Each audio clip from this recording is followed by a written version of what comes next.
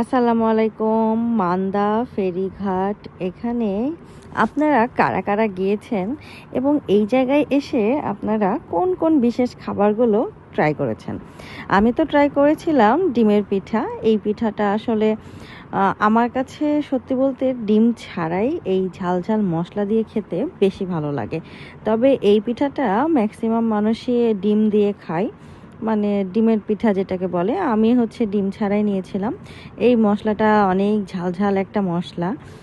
এই মশলা দিয়ে খেতে কি যে মজা! এই যে এখানে ডিম গ্লাসের মধ্যেই গুলা হচ্ছে, তারপরে এই যে ওপর দিয়ে ডিম দিয়ে দেওয়া হয়েছে, তারপর তৈরি হবে এখানে ডিমের পিঠা।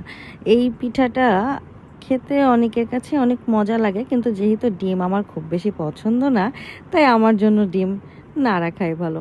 তারপরে এই যে বাইকে করে যাচ্ছিলাম, আর এই যে সব কিছু এই বাতাসে উড়ে উড়ে যাচ্ছিল, আর রোদে আমি বারবিকিউ হচ্ছিলাম।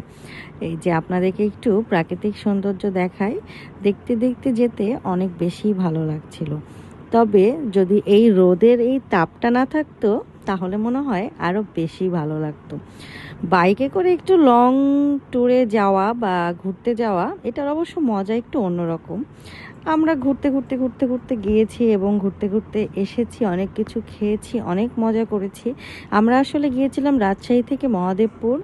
আমাদের এই যাত্রাটা অনেক বেশি সুন্দর ছিল, আর পথের মাঝে মাঝে অনেক জায়গা থেকে অনেক কিছু খেয়েছি।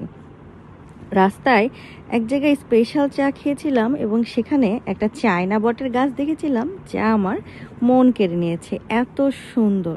তারপর এই যে সূর্য অস্ত যাচ্ছে, দেখতে দেখতে দেখতে দেখতে আমাদের কিন্তু ফেরার যাত্রাও চলে আসছে।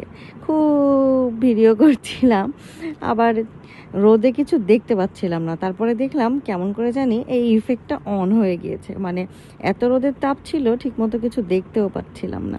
তার মধ্যে এই বাতাস তো আছেই। এই অসম্ভব বাতাসের মধ্যে এইভাবে জার্নি করাটা, আসলে ভিডিও করাটা একটু দুঃসহ ব্যাপার। কেমন লাগলো জানাবেন।